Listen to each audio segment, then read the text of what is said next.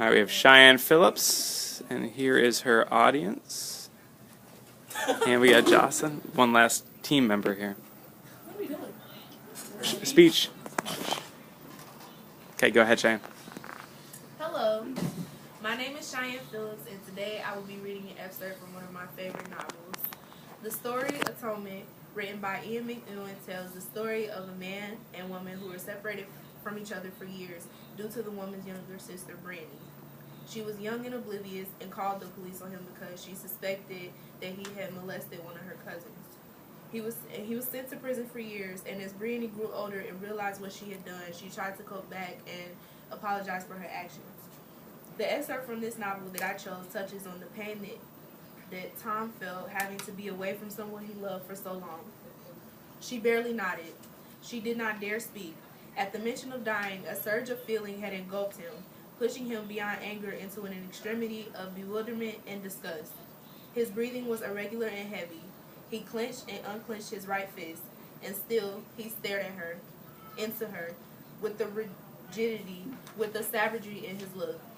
His eyes were bright, and he swallowed hard several times. The muscles in his throat tensed and knotted. He, too, was fighting off an emotion he did not want witnessed.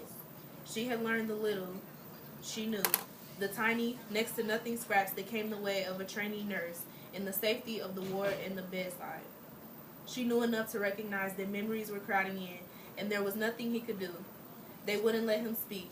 She would never know what senses were driving this turmoil. He took a step toward her, and she shrank back, no longer certain of his harmlessness. If he couldn't talk, he might have to act. Another step, and he could have reached her with his sinewy arm. But Cecilia slid between them. With her back to Brandy, she faced Robbie and placed her hands on his shoulders. He turned his face away from her. "Look at me," she murmured. "Robbie, look at me." The reply he made was lost to Brandy. She heard his dissent or denial. Perhaps it was an obscenity. As Cecilia gripped him tighter, he twisted his whole body away from her, and they seemed like wrestlers as she reached up and tried to turn his head toward her. But his face was tilted back, his lips retracted, and teeth bare in a ghoulish parody of a smile. Now, with two hands, she was gripping his cheeks tightly, and with an effort she turned his face and drew it toward her own.